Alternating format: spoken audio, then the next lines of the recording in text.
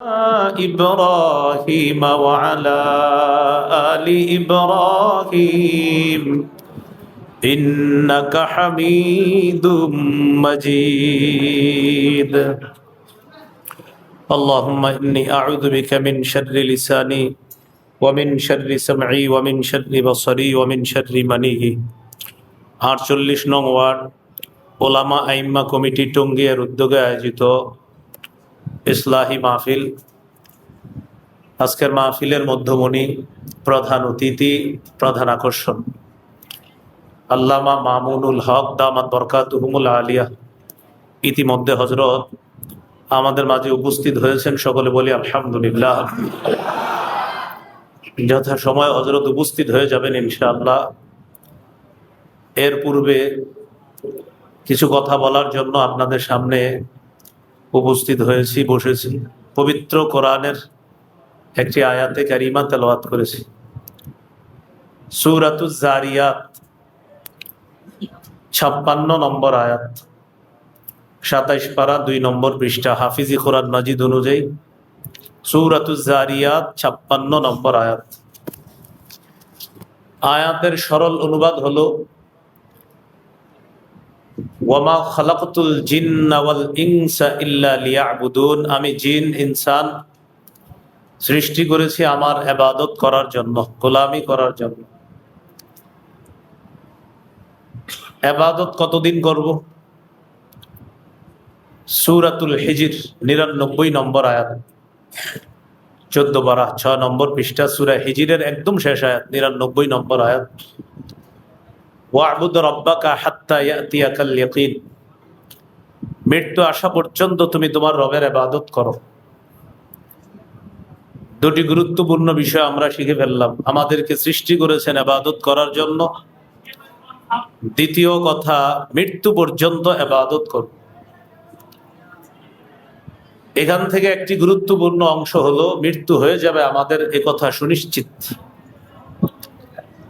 সূরা আনকাবুতের ৫৭ নম্বর আয়াতে আল্লাহ বলেন, কুল্লু নাফসিন যায়িকাতুল মাউত, প্রত্যেক নফস মৃত্যুর স্বাদ গ্রহণ করবে। সূরা আহজাবের ১৬ নম্বর আয়াত, কুল লাই ইয়ানফাকুমুল ফিরারু ইন ফারারতুম মিনাল মাউত, নবী আপনি বলেন, তোমরা যদি মৃত্যু থেকে পালিয়ে বেড়াও, এই পালিয়ে বেড়ানো তোমাদের কিছুতেই কোনো উপকার করবে না। সূরা জুমুআ ৮ নম্বর আয়াত, কুল ইন্নাল মাউতাল্লাযী তাফিররুনা মিনহু ফাইন্নাহু মুলাকীকুম, নবী আপনি বলেন, নিশ্চয়ই যে মৃত্যু থেকে তোমরা পালিয়ে বেড়াও, এই মৃত্যু তোমাদের সাথে সাক্ষাৎ করবে। সূরা আরাফের ৩৪, সূরা ইউনূসের ৪৯ নম্বর আয়াত, লিকুল্লি উম্মাতিন আজাল ইযা জাআ আজালুহুম ফালা ইস্তাখিরুনা সাআতাও ওয়ালা ইস্তাকদিমুন, প্রত্যেকটি উম্মতের মৃত্যুর সময় নির্ধারণ করা। মৃত্যু যখন এসে যাবে, আগেও না পরেও না, ওই সময় তার মৃত্যু হবে। আল্লাহ বলেন, আলা ইন্না আজালাল্লাহি লাআত, নিশ্চয়ই আল্লাহর নির্ধারিত সময় এসে যাবে, মৃত্যু এটা উপস্থিত হবে, মানুষ মৃত্যুবরণ করবে। তিনটি গুরুত্বপূর্ণ বিষয় আমরা শিখলাম। আমাদেরকে সৃষ্টি করা হয়েছে ইবাদত করার জন্য। ২ নম্বর, কতদিন ইবাদত? মৃত্যু পর্যন্ত। ৩ নম্বর, মৃত্যু সুনিশ্চিত, বাঁচার কোনো উপায় নেই। এ হলো আজকের আলোচনার ভূমিকা। মূল আলোচনা আমরা শুনব। ইবাদত সম্পর্কে ৫টি কথা আমরা মনোযোগ সহকারে শুনবো ইনশাআল্লাহ। ৫টি কথা শেষ হবে, আলোচনা শেষ হয়ে যাবে, হযরত চলে আসবে। ১ নম্বর, ইবাদতের আবিধানিক পারিভাষিক অর্থ। ২ নম্বর, পবিত্র কোরআনে ইবাদত মৌলিকভাবে কয় প্রকার। ৩ নম্বর, হাদিসে ইবাদত সম্পর্কে কি বলা হয়েছে। ৪ নম্বর, উপকারিতা লাভের দিক থেকে, সওয়াব লাভের দিক থেকে ইবাদত কয় প্রকার। ৫ নম্বর, শেষ আলোচনা হলো আমরা কয় মাধ্যমে ইবাদত করি। এই ৫টি আলোচনা হবে ইনশাআল্লাহ। আলোচনাটি শেষ হবে, আমরা মনোযোগ সহকারে কথা না বলে যদি শুনি, আমি আশাবাদী আমরা উভয় দল মিলেমিশে কিছু পড়াশোনা শিখতে পারবো ইনশাআল্লাহ। এক নম্বর ইবাদতের আবিধানিক পারিভাষিক অর্থ। আল উবুদিয়্যাহ বা দাসত্ব, একটা কিতাব আছে, এই কিতাবের 23 নম্বর পৃষ্ঠা ইবাদতের অর্থ করা হয়েছে আল ইবাদাতু আসলু মানাহু আয-যুল। ইবাদতের আসল অর্থ হলো নত হওয়া, বিনয়ী হওয়া, নম্র হওয়া, নত হওয়া, ছোট হওয়া, এটা ইবাদতের মূল অর্থ। আল ইবাদা ফিল ইসলাম একটা কিতাব আছে, এই কিতাবের 28 নম্বর পৃষ্ঠা ইবাদতের অর্থ করা হয়েছে কুল্লু খুদুইন লাইসা ফাওকাহু খুদু'। ইবাদতের অর্থ হলো প্রত্যেক এমন বিনয় যেই বিনয়ের পরে মানুষের পক্ষে আর বিনয় হওয়া সম্ভব না, অর্থাৎ এর চেয়ে আর ছোট হতে পারে না মানুষ, এটাকে বলে ইবাদত। তাহলে আল্লাহর সামনে কতটা ছোট হওয়া দরকার। আল ইবাদা ফিল ইসলাম কিতাবের 30 নম্বর পৃষ্ঠা আছে আল ইবাদাতু হিয়া আত-তাআহ মা'a গায়াতিল খুদু'। চূড়ান্ত বিনয়ের সাথে আল্লাহর আনুগত্য করাকে ইবাদত বলে। চূড়ান্ত বিনয়ের সাথে আল্লাহর আনুগত্য করাকে ইবাদত বলে, দাসত্ব বলে, গোলামি বলে। এই হলো ইবাদতের আবিধানিক অর্থ। ইবাদতের পারিভাষিক অর্থ আল উবুদিয়্যাহ অথবা দাসত্ব এই কিতাবের 23 নম্বর পৃষ্ঠা আছে। আল ইবাদাতু হিয়া ইসমুন জামিউন লিকুল্লি মা ইউহিব্বুহুল্লাহু ওয়া ইয়ারদাহু মিনাল আকওয়াল ওয়াল আ'মালিজ যাহিরা ওয়াল বাতিনা। এই আরবিটির সহজ বাংলা হলো আমি, আপনি, আমরা যেই কথা বলি আর যেই কাজ করি, কথাটি প্রকাশ্যে হোক অথবা গোপনে হোক, কর্মটি প্রকাশ্যে হোক অথবা গোপনে হোক, আমার আপনার প্রকাশ্য কথা, প্রকাশ্য কর্ম, গোপন কথা আর গোপন কর্ম যদি আল্লাহ পছন্দ করে, এটাই ইবাদত। আমি আপনি কথা বলি, সেটা প্রকাশ্যে হতে পারে, গোপনে হতে পারে। আমি আপনি কর্ম করি, সেটা প্রকাশ্যে হতে পারে, গোপনে হতে পারে। আমার আপনার কথা কর্ম প্রকাশ্যে হোক গোপনে হোক, এটা যদি আল্লাহ পছন্দ করে, এটাকেই ইবাদত বলে। যেমন আমি এখন আপনাদের সামনে বাহ্যিকভাবে কথা বলতেছি, প্রকাশ, আমার এই বলাটা যদি আল্লাহ পছন্দ করে, আর আপনারা প্রকাশ্যে আমার কথা শুনতেছেন, আপনাদের এই কথা শ্রবণ করা যদি আল্লাহ পছন্দ করে, বলা এবং শ্রবণ করা, এই দুইজনের ইবাদতের ক্ষণে ক্ষণে আল্লাহ সওয়াব দান। এটা হলো ইবাদতের পারিভাষিক অর্থ। এই হলো আজকের 1 নম্বর আলোচনা। তাহলে 1 নম্বর আলোচনা আবার বলে ফেলি। ইবাদতের আবিধানিক অর্থ হলো চূড়ান্ত বিনয়ের সাথে আল্লাহর আনুগত্য করা, এমন বিনয় হওয়া যে বিনয়ের পরে আর বিনয়ী হওয়া যায় না। ইবাদতের আসল অর্থ হলো একদম ছোট হওয়া, নত হওয়া, রবের সামনে বিনয়ী হয়ে যাওয়া। এটা আবিধানিক অর্থ। পারিভাষিক অর্থ ওই যে সহজে মনে রাখবেন, আমার, আপনার তথা আমাদের কথা কর্ম প্রকাশ্যে হোক গোপনে হোক, এটা যদি আল্লাহ পছন্দ করেন, এটাই ইবাদতের মধ্যে গণ্য হয়ে যাবে। দ্বিতীয় আলোচনা, পবিত্র কোরআনে ইবাদত বা দাসত্ব বা গোলামি মৌলিকভাবে 2 প্রকার। 1 নাম্বার আল উবুদিয়্যাতুল আম্মা, সাধারণ দাসত্ব। 2 নাম্বার আল উবুদিয়্যাতুল খাসসা, বিশেষ দাসত্ব বা বিশেষ গোলামি। সাধারণ দাসত্বের মধ্যে ইমানদার বেঈমান সবাই অন্তর্ভুক্ত। সাধারণ দাসত্ব, ইমানদার যারা, আমরা তো আল্লাহকে আল্লাহ মানি, আল্লাহর গোলামি করি, মানি। এটা বেঈমানরাও আল্লাহর গোলামি করে, স্বীকার করে না। যেমন অসুস্থ হয় কিনা বেঈমানরা, ফায়সালা কার, এ তো মেনে নিচ্ছে, কিন্তু স্বীকার করে না যে এটা আল্লাহ দিছে। চাল ডাল ইমানদার খায়, স্বীকার করে এটা আল্লাহ দিছে। বেঈমানরাও চাল ডাল খায়, কিন্তু স্বীকার করে না। স্বীকার না করলেও ও যে রবের গোলামি করতেছে, যে আসলে রব না দিলে খাবে কিভাবে, কিন্তু ও স্বীকার করে না, কিন্তু রবের গোলামি হচ্ছে। পারলে তুমি একটা চাল বানায় দেখাও, তো পারবে না। অসুস্থ হওয়ার পর ওর সাধ্য নাই এটা আটকানোর, কারণ রব না চাইলে অসুস্থ কেউ আটকাতে পারবে না। এটা ইমানদার সহজে মেনে নেয়, বেঈমানরা মানে না। এটা হলো সাধারণ দাসত্ব। এই দাসত্বে ইমানদার বেঈমান সবাই শামিল। পবিত্র কোরআনে আছে, ওয়ালাহু আসলামা মান ফিস সামাওয়াতি ওয়াল আরদি তাওআ ওয়া কারহা। আল্লাহর কাছে নত হয় আত্মসমর্পণ করে, তাওআ কেউ স্বেচ্ছায়, ওয়া কারহা আর কেউ বাধ্য হয়ে। স্বেচ্ছায় কারা? ইমানদাররা। ইমানদাররা বিনয়ী হয়ে, নত হয়ে আল্লাহর কাছে সারেন্ডার করে, আত্মসমর্পণ করে। কিন্তু বেঈমানরা স্বেচ্ছায় করে না, ওরা বাধ্য। যেমন অসুস্থ হয়ে, এই অসুস্থ কেউ ঠেকাতে পারবে না, অসুস্থ হলে এটাও বাধ্য। তো এই জন্য ইবাদত বা দাসত্ব বা গোলামি পবিত্র কোরআনে মৌলিকভাবে দুই প্রকার। এক নম্বর বিশেষ দাসত্ব, তাই ইকুটা বন্ধ করে দেবে। এক নাম্বার সাধারণ দাসত্ব, দুই নাম্বার বিশেষ দাসত্ব।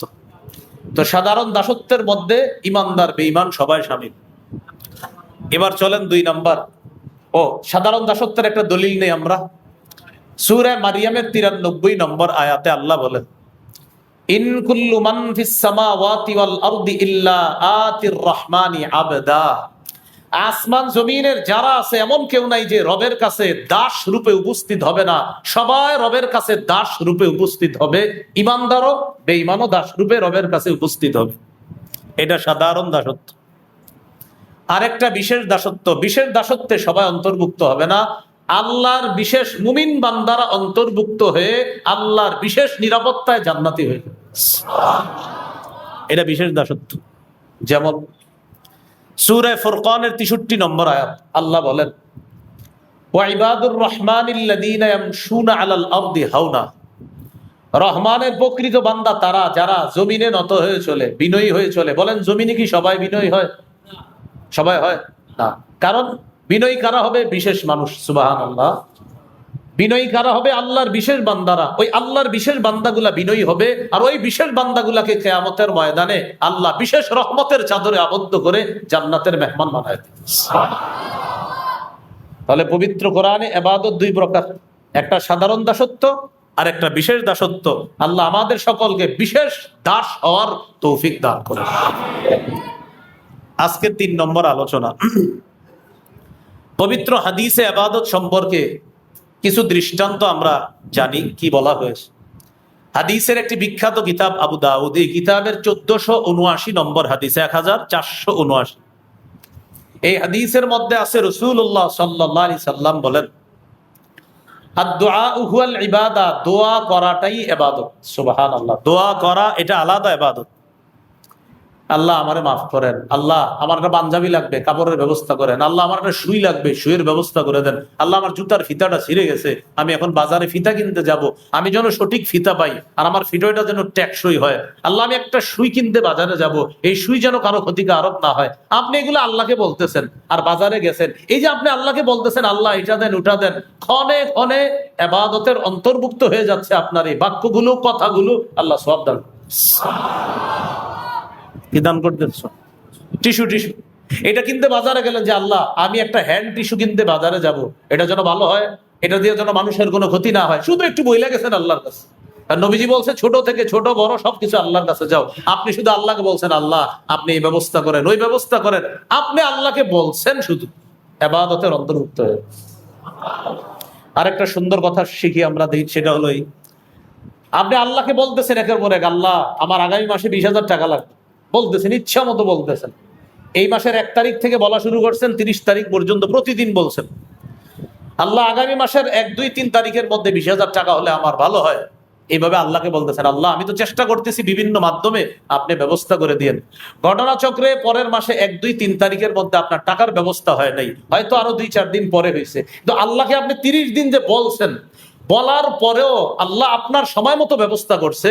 তো আপনি যখন চেয়েছেন তখন আল্লাহ করে নাই না, আল্লাহ জানে কখন দিলে আপনার জন্য উপকার হবে, ঠিক ওই সময়ে আপনাকে ওটা দিয়ে দিছে। তো এই যে 30 দিন একের পরে এক বলছেন, প্রতিটা বলা ইবাদতের অন্তর্ভুক্ত। তাহলে কি শিখলাম? দোয়া করলে প্রার্থিত যে বিষয়টা, চাওয়াকৃত বিষয়টা পাই বা না পাই সব নিশ্চিত। দোয়া করলে আমি যা বলবো আল্লাহর কাছে সেটা আল্লাহ আমাকে এখন দেখ আর না দেখ সব নিশ্চিত। এই জন্য দোয়া করা এটা ইবাদত। আজকে থেকে আমরা ছোট থেকে বড় যা কিছু আছে আল্লাহর কাছে বলবো ইনশাআল্লাহ।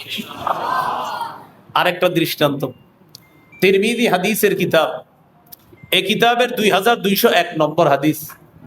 এই হাদিসের মধ্যে আছে রাসূলুল্লাহ সাল্লাল্লাহু আলাইহি ওয়াসাল্লাম বলেন, আল ইবাদাতু ফিল হারজি কা হিজরাতিন ইলাইয়া। বিপর্যয়ের জামানায়, ফিতনার জামানায় ইবাদত করা আমি নবীর কাছে হিজরত করার সমতুল্য হয়ে যায়। বর্তমান ফিতনার জামানা, এই জামানায় নবীর কোন উম্মত ইবাদত করা, নবী বলেন কা হিজরাতিন ইলাইয়া, কেমন যেন আমি নবীর কাছে হিজরত করার মতো ইবাদতে গণ্য হয়ে যাবে। আবু দাউদের আরেক বর্ণনা আসছে রাসূল সাল্লাল্লাহু আলাইহি সাল্লাম বলেন, ফিতনার জামানায় আমার এক উম্মতের ইবাদত আজরু 50, আল্লাহ তাকে 50 জনের সওয়াব দান করবে। সাহাবীরা নবীজির সামনে বসা, নবীজি সাল্লাল্লাহু আলাইহি সাল্লামকে বললেন, হুজুর, যে 50 জনের সওয়াব আপনার এক উম্মতকে দান করবে, এটা কোন 50 জন? এটা কি ওই যুগের 50 জন না আমাদের 50 জন? যেমন টঙ্গীর এক ব্যক্তিকে আল্লাহ 50 জনের সওয়াব দান করবে, তো এটা কি টঙ্গীর 50 জন নাকি সাহাবীদের যুগের 50 জন? এটা নবীকে সাহাবীরা প্রশ্ন করছে। রাসূলুল্লাহ সাল্লাল্লাহু আলাইহি সাল্লাম বললেন, বাল আজরু 50 মিনকুম, তোমরা সাহাবীদের 50 জন ইবাদত করলে যে সওয়াব, ফিতনার জামানায় আমার এক উম্মতের ইবাদত তোমাদের 50 জনের সওয়াব আল্লাহ তাকে দান। এত সুযোগ পাওয়ার বড় ইবাদত করি না। আজকে যে পরিমাণ মুসল্লি মাগরিবে, আগামীকাল তো এরকম হবে না, আগের দিনও হয় নাই। তো যদি এরকম নিয়মিত হতো তাহলে এটা একটা সুন্দর বিষয় ছিল। রব কত খুশি হইতো যে প্রতিদিন মাগরিবে এই মুসল্লি হয়। আল্লাহ আমাদের সকলকে এই জামানায় যত বেশি পারি সময়গুলা কাজে লাগিয়ে ইবাদতে আমরা যেন কাটাইতে পারি, আল্লাহ তৌফিক দান করেন। মুসনাদে আহমদ হাদিসের একটা কিতাব, এই কিতাবের 6895 নম্বর হাদিস। এই হাদিসটি একটু বুঝতে হবে আমরা সবাই। রাসূলুল্লাহ সাল্লাল্লাহু আলাইহি সাল্লাম বলেন, ইন্নাল আবদা ইযা কানা আলা তারিকাতিন হাসানাতিন মিনাল ইবাদা, আল্লাহর কোন বান্দা যখন ইবাদতের সুন্দর একটা পদ্ধতি গ্রহণ করে, ইবাদতের সুন্দর পদ্ধতি মনে করেন আমাদের কেউ গ্রহণ করছি, এটা একটু বুঝেন। ইবাদতের সুন্দর পদ্ধতি কি? আজকে ফজরের পরে মাগরিবের পরে 3 বার ইখলাস, ফালাক, নাস হয়তো অনেকে পড়ে, আপনিও পড়েন। যোহর, আসর, এশার পরে একবার কুল হুয়াল্লাহ, একবার ফালাক, একবার নাস, অন্যরাও পড়ে, আপনিও পড়েন। 5 ওয়াক্ত নামাজের পর অন্যরা আয়াতুল কুরসি পড়ে, আপনিও পড়েছেন। 5 ওয়াক্ত নামাজের পর অন্যরা পড়ে আল্লাহুম্মা আইন্নি আলা যিকরিকা ওয়া শুকরিকা ওয়া হুসনি ইবাদাতিক, এটা আপনিও পড়েছেন। ফজর মাগরিবের পর বিসমিল্লাহিল্লাযী লা ইয়াদুররু মা ইসমিহি শাইউন ফিল আরদি ওয়ালা ফিস সামাই ওয়া হুয়াস সামিউল আলিম, অন্যরাও পড়ে, আপনিও পড়েছেন। আউযু বিকালিমাতিল্লাহিত তাম্মাতি মিন শাররি মা খালাক, অন্যরাও পড়ে, আপনিও পড়েছেন। তো অন্যরা যে ইবাদতগুলো নামাজের পরে করে আপনিও করেন, কিন্তু আপনি স্পেশাল একটা ইবাদত করেন, সেটা অন্যরা করে না হয়তো। সেটা কি? যেমন আজকে মাগরিবের নামাজ পড়ার পরে প্রতিদিন সবাই চলে যায়, কিন্তু আপনি মাগরিবের পরে অন্যান্য ইবাদত করার পরে একটু বসে থাকেন, সবাই চলে যাওয়ার পর ওই আলমারি খুলে কোরআন নেন, নেওয়ার পরে 5-10 পৃষ্ঠা কোরআন তেলাওয়াত করেন, যেটা অন্য সবাই করে না। এটা আপনার একটা স্পেশাল ইবাদত। এখন এই ইবাদতটা আপনি নিয়মিত করেন। হঠাৎ একদিন অসুস্থ হয়ে গেছেন, অসুস্থ হওয়ার কারণে একদিন আপনি কোরআন তেলাওয়াত করতে পারতেছেন না, যেটা অন্যদিন করতেন, কিন্তু আজকে পারেন না। কেন? আপনি অসুস্থ। এটা কি বুঝে আসছে কথাটা সবার? গত 5 দিন 7 দিন আপনি ইবাদতটা করেছেন, আজকে হঠাৎ অসুস্থ, এই জন্য স্পেশাল ইবাদতটা করতে পারেন নাই। রাসূলুল্লাহ সাল্লাল্লাহু আলাইহি সাল্লাম বলেন, কোন বান্দা যখন উত্তম ইবাদত গ্রহণ করে, ইবাদতের সুন্দর কোন পদ্ধতি গ্রহণ করে, করার পর সুম্মা মারিদা, অতঃপর অসুস্থ হয়, কিলা লিল মালাকিল মুআক্কালি বিহি, তার সাথে নিয়োজিত ফেরেশতা তাকে বলা হয়, উকতুব বিমিসলি আমালিহি ইযা কানা তালিকা, ও ফেরেশতারা, আমার বান্দা সুস্থ থাকলে যে ইবাদত করত আমি আল্লাহ জানি, আজকে অসুস্থতার কারণে ওই সুন্দর ইবাদতটা করতে পারে নাই, তবে ও সুস্থ থাকলে ও ইবাদতটা করত। যেহেতু অসুস্থতার কারণে ইবাদতটা করতে পারে নাই, আমি আল্লাহ তো কম দিতে পারি না। অন্যদিন ইবাদত করলে যে সওয়াব লিপিবদ্ধ করতা, আজকে ইবাদত না করলেও উজরের কারণে আগের সওয়াবের মতোই আজকেও সওয়াব লিপিবদ্ধ করবে। এই জন্য ফিতনার জামানায় ইবাদতের পদ্ধতি গ্রহণ করা এটা জরুরি বিষয়। আল্লাহ আমাদের সকলকে প্রতিটা মুহূর্ত কাজে লাগানোর তৌফিক দান করেন। আর একটা দৃষ্টান্ত নেই, বিসমিল্লাহ। হাদিসের একটা কিতাব আছে, নাম সহিহুল জামে। এই কিতাবের 4214 নম্বর হাদিস। রাসূলুল্লাহ সাল্লাল্লাহু আলাইহি সাল্লাম বলেন, ফাদলুল ইলমি আহাব্বু ইলাইয়া মিন ফাদলিল ইবাদাহ, সাধারণ জনগণের নফল ইবাদতের ফজিলত অনেক বেশি।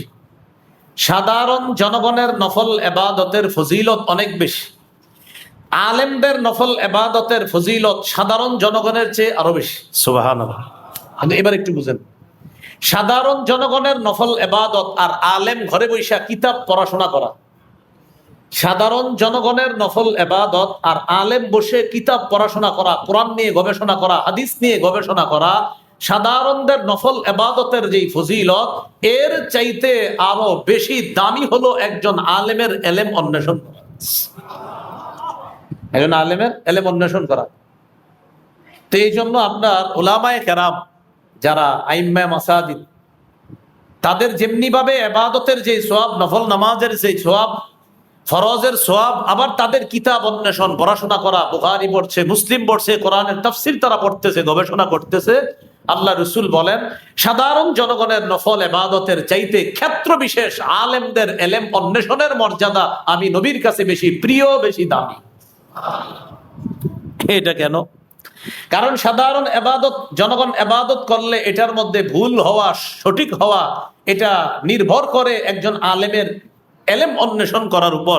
আলেম এলেম অন্বেষণ করে বুঝতে পারে কোনটা সঠিক, কোনটা শিরিক যুক্ত ইবাদত, কোনটা শিরিক মুক্ত ইবাদত। একটা জাতির ইবাদতের বিশুদ্ধতা নির্ভর করে ওই এলাকার ইমাম সাহেবের উপর, খতিব সাহেবের উপর। এই জন্য খতিব সাহেব কোরআন সুন্নাহর আলোকে জাতিকে দিক নির্দেশনা দিতে পারে। তাই একটা জাতি সঠিক পথে চলার জন্য একজন আলেমের শরণাপন্ন হতে হয়। তাই নবীর কাছে আলেমের এলেম অন্বেষণের মর্যাদা সাধারণ জনগণের ইবাদতের মর্যাদার চেয়ে আরো দামি। এটা আমার বলা উদ্দেশ্য যে ইবাদতের কিছু প্রয়োগ দেখানো হাদিস থেকে। আল্লাহ আমাদের সকলকে ফিতনার জামানায় প্রতিটা মুহূর্ত যেন আমরা অযথা সময় নষ্ট না করে আমরা যেন সময়গুলা কাজে লাগাতে পারি, আল্লাহ তৌফিক দান করেন। আমাদের দেশের বর্তমান পরিস্থিতি এমন যে সামনের দিকে যত যাবে পরিস্থিতি আসবে সময় অপচয় করার। চা দোকানের সামনে বৈশা কিছু মানুষ রাত 1টা-2টা পর্যন্ত হুদাই আলোচনা করবে, আর ওনার আলোচনায় আপনার মনে হবে উনি পুরা পৃথিবীর প্রেসিডেন্ট হইলে ঠিক আছে, কিন্তু উনি বৈশা রয়েছে কিন্তু টঙ্গী চা দোকানের সামনে, কিন্তু উনি বুঝাবে এমন, না না এটা ঠিক হয় নাই, ওইটা এইভাবে হইলে ঠিক হয় না, না আর তোর এগুলা কি হয়, মানে এরকম একটা ব্যাপার সেবা যে উনি পুরো এশিয়া মহাদেশটা চালানোর যোগ্যতা রাখে, কিন্তু কোনো কারণে চা দোকানের সামনে আছে এরকম। তো এই জন্য এই সময়গুলা কাজে লাগান। এই জাতীয় সময় অপচয় হয় কোনো কথা কর্মে, আপনারা মনোযোগ দিন না, ওখানে বসেন না। এই ফেসবুক যুদ্ধ হতে পারে এইসব বিষয়ে, ওইগুলাতে আপনি কান দিবেন না, আপনার সময়গুলা নষ্ট করে দিবে। হয়তো ফেসবুক যুদ্ধ, না হয় চা দোকানের সামনে মানুষের তর্ক যুদ্ধ, কোনোটার মধ্যে আমরা জড়াবো না। বুদ্ধি খরচ করে বুদ্ধিমানের মতো সময়গুলা কাজে লাগানোর চেষ্টা করব। আল্লাহ তৌফিক দান করে। এগুলো আজকের 3 নাম্বার আলোচনা। আজকের 4র্থ আলোচনা, সওয়াব লাভ করার দিক থেকে বা উপকারিতা লাভ করার দিক থেকে ইবাদত 2 প্রকার। আমরা ইবাদত করি সওয়াব লাভের আশায়। এই যে সওয়াব কামাই করি, উপকারিতা লাভ করি ইবাদত করে, এই উপকারিতা লাভ করার দিক থেকে ইবাদত 2 প্রকার। 1 নাম্বার নিজে নিজে ইবাদত করে সওয়াব কামাই করা, 2 নাম্বার অন্যের সাহায্যে ইবাদত করে সওয়াব কামাই করা। নিজে নিজে ইবাদত করে সওয়াব কামাই করা, যেমন তিরমিজির হাদিস 2910 নম্বর হাদিস, রাসূলুল্লাহ সাল্লাল্লাহু আলাইহি সাল্লাম বলেন, মান ক্বারাআ হারফাম মিন কিতাবিল্লাহ ফালাহু বিহি হাসানাহ ওয়াল হাসানাতু বিআশরি আমসালিহা। যে ব্যক্তি কোরআনের একটা অক্ষর উচ্চারণ করবে, তেলাওয়াত করবে, পড়বে, আল্লাহ সাথে সাথে তাকে 10টা নেকি দান করবে। এখন দেখেন 10 নেকি কামাই করা কত সহজ। মসজিদে এসে বসে রয়েছেন, 20 মিনিট আছে জামাতের, 7-8 মিনিটে সুন্নত পড়লেন, এখনো বাকি আছে 13-14 মিনিট। আপনি বসে বসে সময়গুলা কাজে লাগান, হয়তো জিকির করেন, না হয় তেলাওয়াত করেন, না হয় নফল নামাজ পড়েন, না হয় কাজা নামাজগুলো আপনি আদায় করেন। হামজা লাম জবর আল, হামিম জবর হাম, আল হামদাল পেশ দু, আল হামদু, বাস 50 নেকি পেয়ে গেলাম। আল হামদু আবার 50 পাইলাম, আল হামদু আবার 50। ইতিমধ্যে এই কিছুক্ষণের মধ্যে আমি মোহাম্মদ আরিফ 150 নেকি পেয়ে গেছি। আপনি কেন মসজিদে বসে সময় নষ্ট করবেন? এখানে আসলে ইবলিস এত মন কথা মনে করায়, কি অবস্থা, ছোট মেয়েটার বিয়ে হয়েছে, আর কি অবস্থা, মানে এগুলা বাহিরে মনে করে না, সব এখানে এসে মনে করে। 2-3 জন একসাথে বসে সুন্নত পড়ে বসে রয়েছে, কি অবস্থা, ওই ফ্ল্যাটটার কি খবর, হ্যাঁ ওই বাম পাশে রাস্তার 3 পাশে অমুক জায়গায় যে বাড়ি টাড়ি, বাহিরে কিন্তু তখন 2 জন ঘুরছে, এগুলো ইবলিস একটু মনে করায় নেই, এখানে আসছে সব মনে করাই দিতেছে। তো বলছিলাম নিজে ইবাদত করে সওয়াব কামাই করা, এটা একটা। আরেকটা হলো অন্যের সাহায্যে ইবাদত করে সওয়াব কামাই করা। সেটা কেমন? জামাতের সাথে নামাজ একা সম্ভব? আরে জামাতে নামাজ একা সম্ভব? কমপক্ষে কয়জন লাগবে? তাহলে এই জায়গায় জামাতের সওয়াবটা পাইতে আরেকজন লাগে। একাকী নামাজের চাইতে জামাতে নামাজ পড়লে আল্লাহ তাকে 27 গুণ বেশি সওয়াব দান করেন। এখন আমি 27 গুণ বেশি সওয়াবের জন্য অন্যের সাহায্য লাগবে।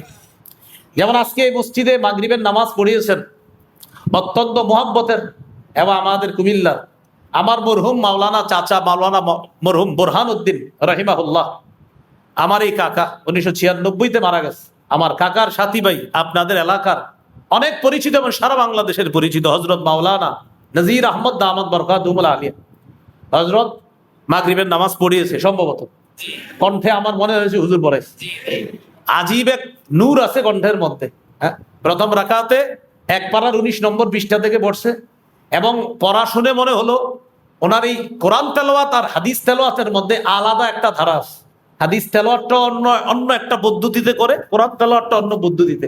তো এতদিন তো মাহফিলের কোরআন তেলাওয়াত শুনছি ওনার, তো নামাজেও যদি উনি এইভাবে পড়ে সেটা আমি জানতাম না। খুব মন দিয়ে তেলাওয়াত শুনলাম। প্রথম রাকাতে তেলাওয়াত করছে অসাধারণ, ইয়ারফাউ ইব্রাহিমুল কওয়াইদ এখান থেকে। দ্বিতীয় রাকাতে পড়ছে 16 পারার 19 পৃষ্ঠা থেকে ওয়ামান আ'রাদা আন যিকরি ফাইন্না লাহু মাঈশাতান দানকা। তো যাই হোক, এটা আমার বলার উদ্দেশ্য এই যে উনি আজকে নামাজ পড়াইলেন, আমরা পড়লাম, জামাতের সওয়াব পাইলাম, একা নাকি অন্যের সাহায্যে? অন্যের সাহায্যে। তাহলে উপকারিতা লাভ করার দিক থেকে ইবাদত দুই প্রকার, একটা নিজে ইবাদত করে সওয়াব কামাই করা, আর একটা অন্যের সাহায্যে ইবাদত করে সওয়াব কামাই করা। তো জামাতের ফজিলতের জন্য আমরা ইমাম সাহেবের সাহায্যে জামাতের ফজিলতটা অর্জন করি। এই জন্য ইমাম সাহেবের 500 টাকা বেতন বাড়াইতে 5 মাস মিটিং করি। হ্যাঁ, কি বলেন? 6 মাস? আপনাদেরকে বলছি না, এটা আমি পুরো বাংলাদেশকে বলতেছি। ইমাম সাহেবের বেতন বাড়বে 500, এটা নিয়ে মিটিং হয় প্রতিদিন। না এত কি করে উনি, কেন 500 কেন বাড়ানো, কি দরকার, না কেন, এরকম আলোচনা চলতে থাকে সবসময়। কি করবে, এত টাকা দিয়ে করবে কি, এটা কোনো কথা? এইভাবে মনে হয় যে উনি ঘরের তাইনে দিবেন।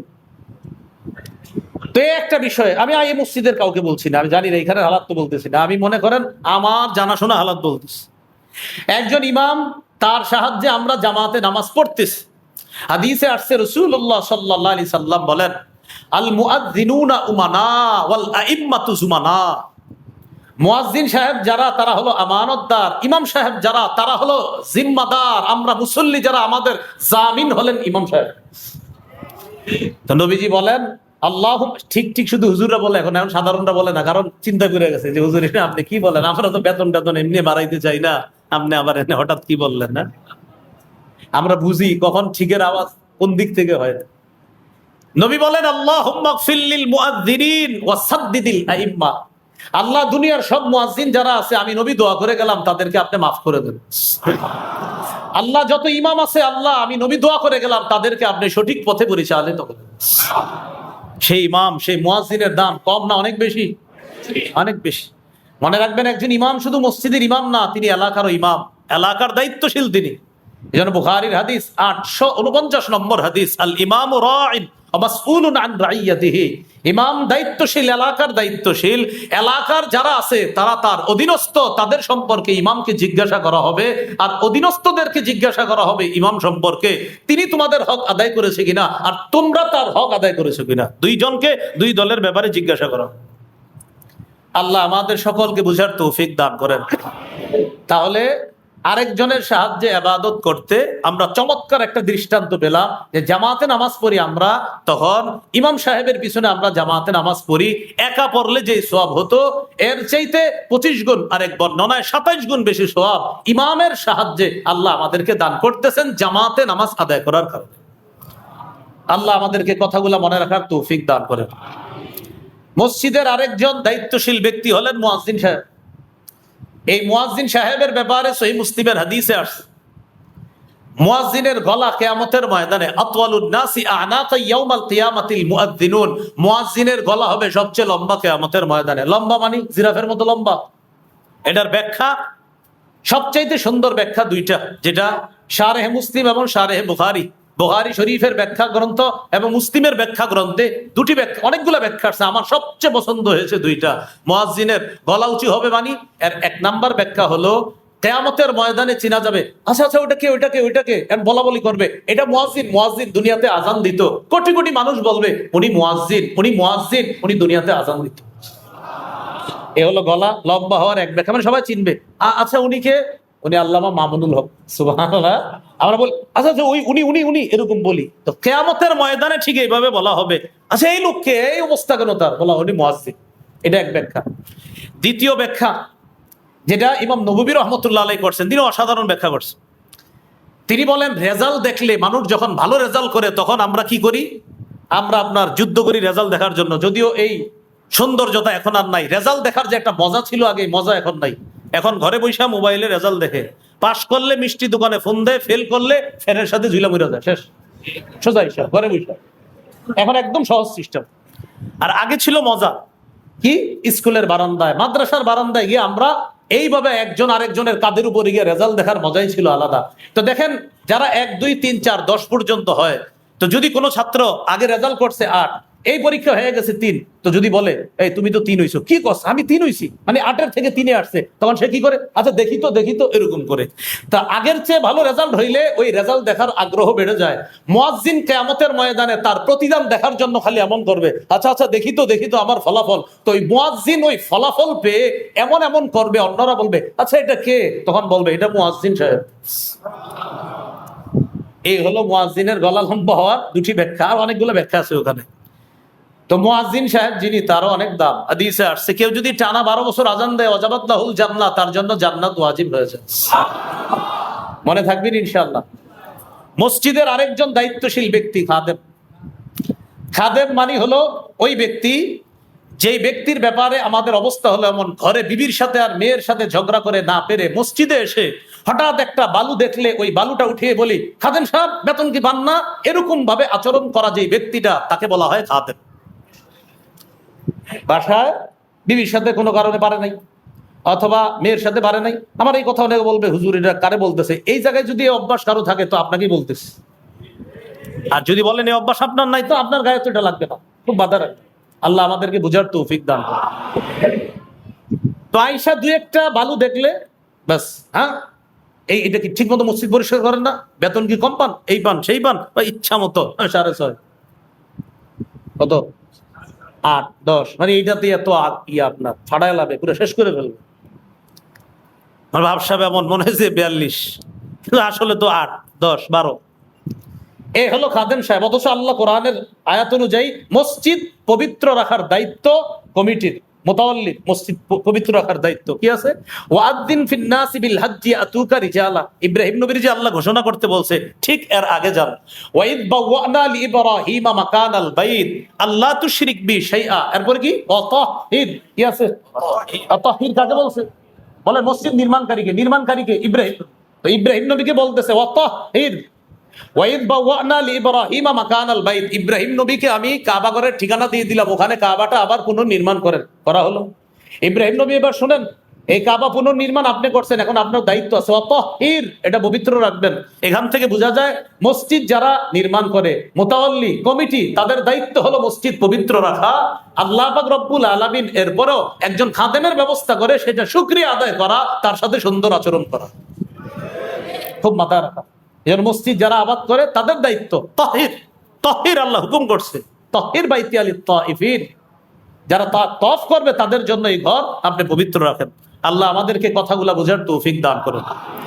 আমাদের 4 নাম্বার আলোচনা চলতেছিল, উপকারিতা লাভের দিক থেকে ইবাদত 2 প্রকার। একটা নিজে ইবাদত করে উপকার লাভ করা, আর একটা অন্যের সাহায্যে ইবাদত করে উপকার লাভ করা। এর মধ্যে ইমাম সাহেবের কথা আসলো, মুয়াজ্জিন খাদেমের কথা আসলো। মসজিদের দায়িত্বশীল যিনি হবে, তারা কেমন হবে? মসজিদের দায়িত্বশীলের সবচেয়ে বড় গুণ হবে, তিনি মসজিদের দায়িত্ব পাওয়ার কারণে অথবা একটা ইটে তার টাকা থাকার কারণে তিনি অহংকারী হবে না। এটা একটা গুণ। রাসূলুল্লাহ সাল্লাল্লাহু আলাইহি সাল্লাম বলেন, লা তাকুমুস সাআতু হাত্তা ইয়াতাবাহাদ নাসু ফিল মাসাজিদ।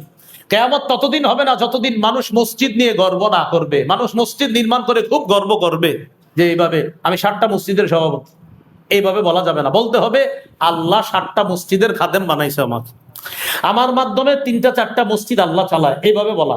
এরকম না বলা আমি 3 মসজিদের দায়িত্বশীল, না, আল্লাহ আমাকে 3টা মসজিদে, আল্লাহ আমার প্রতি দয়া করে 3টা মসজিদের গুরুত্বপূর্ণ দায়িত্বে রাখছে। এইভাবে মুতাওয়াল্লি সভাপতি যারা, তারা এরকম বলা যে আমার রব হয়তো আমার তো কোনো যোগ্যতা নাই, কিন্তু আল্লাহ আমার এরপরও মসজিদের মতো এত গুরুত্বপূর্ণ কাজের দায়িত্ব দিছে, আল্লাহ আমি যেন এই কাজ সঠিকভাবে পালন করতে পারি, আপনি তৌফিক দান করেন। এটা হলো মসজিদের দায়িত্বশীলের 1 নাম্বার যোগ্যতা থাকতে হবে। গর্ব অহংকার করা যাবে না, তিনি সমস্ত কৃতিত্ব দিবে আল্লাহ। কোরআনের সূরা তাওবার 18 নম্বর আয়াতে আছে, মসজিদ যারা আবাদ করবে তাদের মৌলিক 4টা গুণ থাকবে। ইন্নামা ইয়ামুরু মাসাজিদাল্লাহি মান আমানা বিল্লাহি ওয়াল ইয়াউমিল আখির। মসজিদ আবাদ করবে তারাই যারা আল্লাহ আর আখিরাত বিশ্বাস করবে। 2 নাম্বার ওয়া আকামাস সালাহ, যারা নামাজ কায়েম করবে। 3 নাম্বার ওয়া আতাজ যাকাত, যে যাকাত দিবে। 4 নাম্বার ওয়ালাম ইয়াখশা ইল্লাল্লাহ, যে আল্লাহ ছাড়া কাউকে ভয় করবে না। এই আয়াত গবেষণা করলে বোঝা যায় মসজিদ নির্মাণ দ্বারা মৌলিক 2টি উদ্দেশ্য। 1 নাম্বার টাকা দিয়ে মসজিদ নির্মাণ করা, 2 নাম্বার ইবাদতের মাধ্যমে মসজিদ আবাদ করা। 2টা উদ্দেশ্য এই আয়াত গবেষণা করলে। তামিরুল মাসাজিদ যদি এই আয়াত না আমরা গবেষণা করি তাহলে 2টি কথা স্পষ্ট মৌলিক বুঝে আসে। 1, টাকা দিয়ে মসজিদ আবাদ করা। 2 নাম্বার সেটা হলো ইবাদতের মাধ্যমে মসজিদ আবাদ করা। কিন্তু আমাদের বর্তমানে দুঃখ আর কষ্টের বিষয়, টাকা দিয়ে আমরা খুব সুন্দর মসজিদ বানাই, তো ইবাদত দিয়ে মসজিদ আবাদ এটা বেশি না কম? কম। ফজরে আসলে আপনার পুরা হতাশ, জাতি হতাশ। ফজরে একদম অবস্থাই খারাপ হয়ে যায়। তো এরকম কিন্তু না করা, আল্লাহ হেফাজত করে না। তাহলে একটা হলো টাকা দিয়ে আবাদ, আর একটা ইবাদতের মাধ্যমে আবাদ। টাকা দেওয়ার চাইতে ইবাদতের মাধ্যমে আবাদ এটা বেশি জরুরি। হ্যাঁ, ইবাদত চলতে হবে, ফ্যান না থাকলেও ইবাদত করতে হবে, এসি না থাকলেও ইবাদত করতে হবে। ফ্যান আছে আলহামদুলিল্লাহ, এসি আছে আলহামদুলিল্লাহ, কিন্তু যেই অবস্থায় থাক মসজিদ, ইবাদত বন্ধ করা যাবে না। তাহলে মসজিদের আবাদ ইবাদতের মাধ্যমে যেটা, এটা কঠিন কালেও কম হওয়া যাবে না। টাকা পয়সা কখনো কম বেশি হতে পারে, কিন্তু ইবাদতের মাত্রা এটা কমানো যাবে না। এটা দিয়ে আবাদ চালু রাখতে হবে। আল্লাহ আমাদেরকে কথাগুলা বুঝার তৌফিক দান করেন। এইগুলো আজকের 4 নাম্বার আলোচনা। তাহলে সওয়াব কামাই করি, ইবাদত করে সওয়াব কামাই করি। এই ইবাদত করে যে সওয়াব কামাই করি, এই কয় প্রকার? এটা ইবাদত 2 প্রকার। 1 নাম্বার নিজে ইবাদত করে সওয়াব কামাই করা। 2 নাম্বার অন্যের সাহায্যে ইবাদত করে সওয়াব কামাই করা। আজকের সর্বশেষ আলোচনা 5 নাম্বার আলোচনা। এটা ওলামা হযরত ছাড়া অন্যরা যারা আছেন আমার সাথে একটু বলবেন, যাতে আমাদের একটা ক্লাসের মতো হয়ে যায়। বলেন, মাধ্যম হিসাবে ইবাদত 5 প্রকার। অর্থাৎ আমরা 5 মাধ্যমে ইবাদত করি। প্রিয় মুসল্লি ভাইয়েরা, আমরা কয় মাধ্যমে ইবাদত করি? এবার দেখি কি কি। 1 নাম্বার আল ইবাদাতু বিল কলব, আমরা অন্তর দিয়ে ইবাদত করি, এটাকে বলা হয় আত্মিক ইবাদত। 2 নাম্বার আল ইবাদাতু বিল লিসান, আমরা জবান দিয়ে ইবাদত করি, এটাকে বলা হয় মৌখিক ইবাদত। 3 নাম্বার আল ইবাদাতু বিল জাসাদ, আমরা শরীর দিয়ে ইবাদত করি, এটাকে বলা হয় শারীরিক ইবাদত। 4 নাম্বার আল ইবাদাতু বিল মাল, আমরা অর্থ সম্পদ দিয়ে ইবাদত করি, এটাকে বলা হয় আর্থিক ইবাদত। 5 নাম্বার আল ইবাদাতু বিল জাসাদ ওয়াল মাল, শরীর এবং অর্থ দিয়ে ইবাদত করি। 5 নাম্বার, সেটাকে বলা হয় আর্থিক এবং শারীরিক ইবাদত। তাহলে আমরা কয় মাধ্যমে ইবাদত করি? 5। 1 নাম্বার কি দিয়ে ইবাদত করি? কলব, অন্তর দিয়ে, এটাকে বলা হয় আত্মিক, আত্মা থেকে আত্মিক ইবাদত। এবার আত্মিক বা কলবের ইবাদত কি? কিছু দৃষ্টান্ত নেই আমরা, আপনারা বললে বুঝে ফেলবেন। বিশুদ্ধ নিয়ত, এটা অন্তরের ইবাদত। বিশুদ্ধ নিয়ত অন্তরের ইবাদত। নিয়ত কোত্থেকে করে বলেন তো? অন্তর থেকে, এটা অন্তরের ইবাদত। তাহলে আপনাদেরকে যদি কখনো প্রশ্ন করা হয়, ভাই অন্তরের ইবাদতের একটা দৃষ্টান্ত দাও তো, সাথে সাথে আমরা বলে ফেলবো নিয়ত করা অন্তরের ইবাদত। নিয়ত করা অন্তরের ইবাদত।